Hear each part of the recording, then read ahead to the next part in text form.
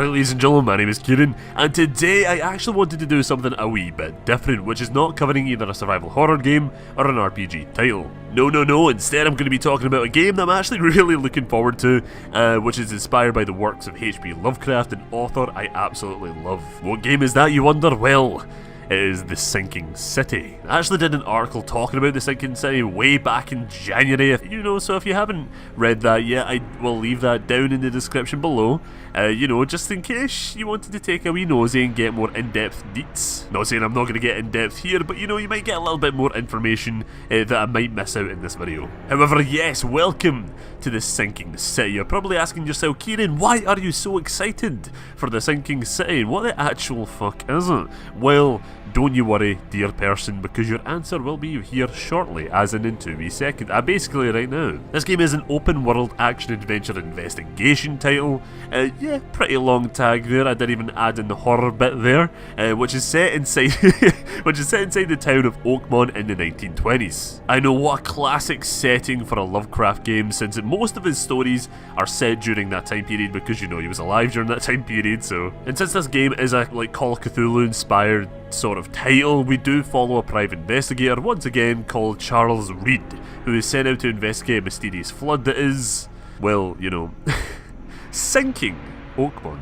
What is so cool about this game is the fact that it is open world, but not this massive, expansive, empty shell of a map that most of these games are nowadays. Your investigation will take you throughout Oakmont, and you can even pick up side quests / investigations you can tackle as well. You get around the world by boat, as much of the city is flooded, so the more traditional ways of transportation is kind of out of the question. Can't really go through horseback through a river, so, well, you can maybe. It would just be very difficult, kind of pointless.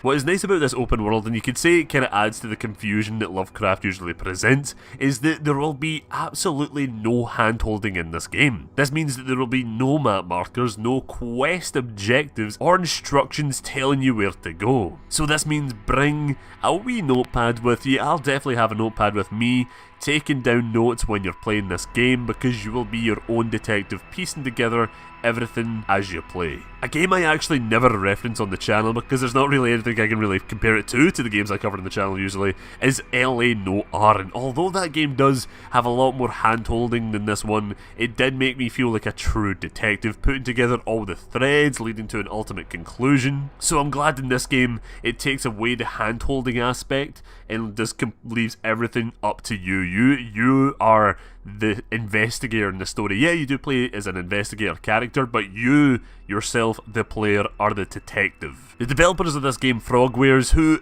I'll get into more later in the video, actually developed Sherlock games such as Crimes and Punishment and The Devil's Daughter, which I do hear is actually pretty good, so I'm definitely confident in the investigation system in the game. This investigation system consists of, what any detective would do, gather clues and evidence, etc. But what Charles Reed also has is the power to recreate events from the past. This is very similar to the mechanic in the 2018 Call of Cthulhu game, which, more on that in a wee bit.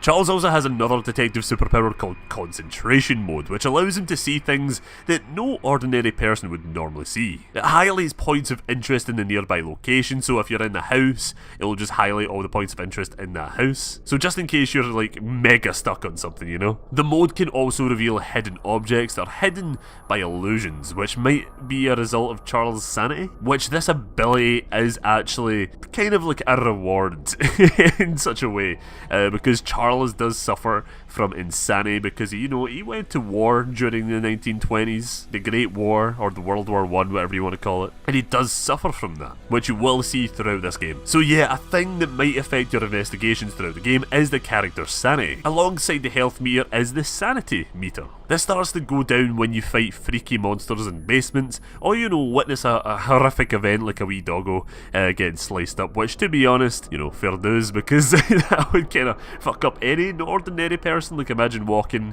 to see a sight like that, or even myself, if I walked outside right now and seen a weird four-legged alien running up to me, that's going to affect my mind and my perception of reality. Like, that's just, I'm like, okay, did I see that? Was that real? I have no idea. There is also a lot of moral choices in the game as well. They attempt to bring in the player and get immersed. This is implemented into like the dialogue options in the cases. What effects do these moral decisions have?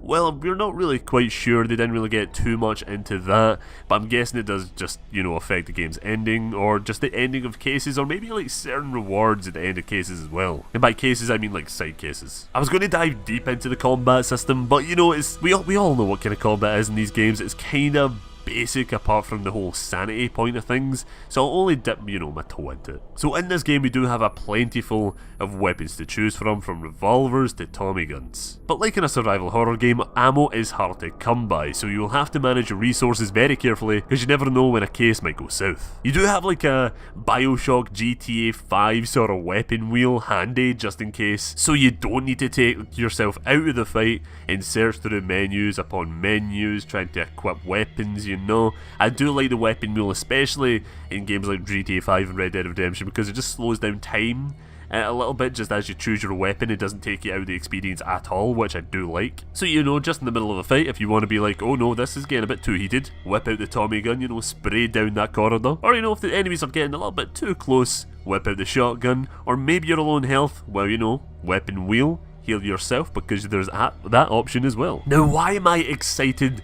for this game? Well, it's quite simple, and that is the world. Like I said before, I'm a massive fan of Lovecraft and love diving into games and movies that are inspired by his creations. Seriously, if you're interested at all into like cosmic horror and that sort of game or movies or books, I do urge you to pick up the Necronomicon when you can, because it has I want to say like most of his stories in one collection, so it was really interesting to read. I just loved reading that sort of oldish writing style, you know. Call of Cthulhu as well, reading that for the first time ever, it was cool. It was really cool. So yeah, what grabbed me with this game is the world and the flooded city of Oakmont and its people. I find it funny because like so far in the gameplay that I've seen, like Charles, the main character, seems kind of chill about the town's inhabitants being like odd looking, and even like when he asks this bloody Mudkin here from like Oddworld, he's sort of like chill about it. He's like, so what's the problem with your lips? She's like, it is punishment, and he's like, oh, okay. The game having no hand-holding as well just makes things so much more interesting, because it feels like I'm actually unfolding the story and events myself instead of just, you know, go here, watch this cutscene, go here, watch this cutscene, and on it goes. Just more linear. Those games are cool, don't get me wrong, like I do like playing games like that, but you know, it's fun to have something that's not really that linear, you know? Honestly, I can't wait to actually play this game on stream and figure out mysteries and puzzles with everyone, because I do love interacting with people that way, but at the same time I really do want to immerse myself into this world, so I might like some days just cut contact with the internet and just like completely immerse myself in this game and the story and try and figure everything out myself. The game as well seems like it's taken a lot of things from a lot of Lovecraft sources instead of just, you know, Call of Cthulhu, since I do see a wee bit of like Shadow over Innsmouth and the Dunwich Horror. Shadow over Innsmouth especially because I do remember reading that there was a few Innsmouthians, if that's what you want to call it, in this game, which you can see because they do like kind of fishy. Not as in like sketchy as in they look criminal, but they do like actually look like fish.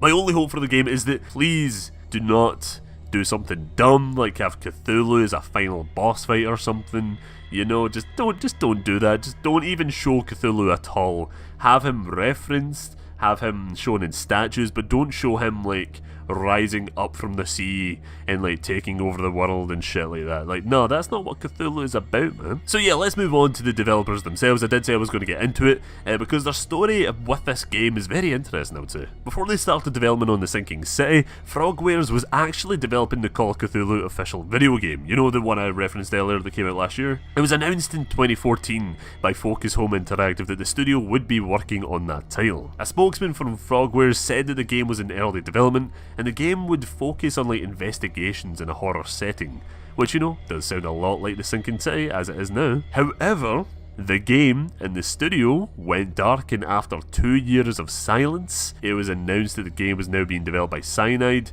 with a much more different focus on like survival horror and more role-playing elements. A couple of months later after that, Frogwares does resurface with the announcement of, you guessed it, the Sinking City. So I kind of assumed that Focus Home Interactive and Frogwares wasn't really seeing eye to eye with the direction of the Call of Cthulhu game, so Frogwares just kind of took their own idea and just went elsewhere, which, good for them. Fantastic, because you didn't bend the knee as Game of Thrones fans say, because the game does look good. Sinking City does look like a good game. Maybe just Focus Home or just like, no, we don't want the game does look good, it's a cool concept, but we just don't want that for Call of Cthulhu. We just want a more linear sort of experience, which that's what Call of Cthulhu was. Last year it was much more linear than what this game is. But again, Frogwares, good for you. You went out there, you did your own thing, and the game looks great. Now, with game development there is always a bad side. I need to address it, because it bothers me, it just does. Oh boy. So you probably, if you do follow me over on Twitter, because I did rant about this, you probably know what's coming. So the Sinking City is an Epic Games Store fucking exclusive. What's the bad thing about that? Well, you probably guess what the bad thing about that. PC exclusivity is just dumb. Like, it's not meant to be happening on PC. That's why everyone loves PC, because nothing is fucking exclusive. Except for Bethesda. Bethesda tried their own exclusive thing. That backfired big time on them. But we're not going to get into that. Now, back a few weeks ago, I was completely unaware of this exclusivity deal, because the announcement was so quiet. Until I seen the Steam post with the news, I was like, wait, what? Like that? Wait, Now this exclusivity bullshit is just annoying, and when games like this just get scooped up, it's just sad to see, because to be honest, let's all be honest here, this is kind of a sort of nicher game than usual. It's definitely not like a mainstream sort of game. So yeah, they probably won't have skyrocket sales, so having an exclusivity deal with Epic, in their case, I can see from their perspective, they're like, okay, we're not going to get many sales, may as well get much money as possible by signing this exclusivity deal with, Epic, and then get all the sales from consoles. But overall, game sales will still be low because of this deal. So you're essentially probably, I want to say, getting around the same amount, or maybe just more, than what you would if you just sold your game on Steam. Because I see people going to Epic for games like The Outer Worlds, which, okay, and Borderlands 3, definitely Borderlands 3, there's going to be so many people transitioning because of that game. But when someone says like, oh, the Sinking City is exclusive, and they're going to be like, the deal does last for 1 year, so if you do plan on picking this up, I do suggest just picking up on consoles, because that's my destination of choice as well. Another crazy thing, which I guess kind of crazy fits the theme of the game as well, but it's the price. The price makes no sense to me. The price is so strange. So this game is being sold like a full AAA title. Now, don't get me wrong, the game looks good. I like the game. I'm going to buy the game. But like I said before, you put off people by putting on the Epic Game Store, and now you're charging like a good 50 quid for it. Sorry, but that's way too much for my liking. That's kind of mind-boggling in my head that you would charge that much for this sort of game. Like Call of Cthulhu 2018 did it as well. They sold it like full 50 quid price, and I'm like, why? Like, why? Like, it's not going to sell well. Like, why are you doing that? Now, from my perspective, it's definitely the publisher's fault. But yeah, like, to me, this looks like a good £30 game. Don't take offense to this, Frogwares. If you're watching this, please don't take offense. Your game looks amazing. I love it. It's so cool. Sorry if I sound like a cheap bastard when I say that, but like, it's true. It is fully true. This game is definitely a £30 thing. Now, maybe when I say that, maybe when I start playing the game and they'll be like, oh, right, okay, this game's worth £50, I'll change my mind then, but right now it just doesn't really seem like that. With that out of the way, do not let me put you off the Sinking City. The Sinking City, the game itself looks fantastic. Frogwares, if you're watching this, you did a good job in the game looks cool. So that was the Sinking City. What do you guys think of it? Let me know down in the comments below. Special thanks to my brilliant patrons, Simon69, Devil, and Proxy1 for your continued support over my Patreon. Thank you guys so much.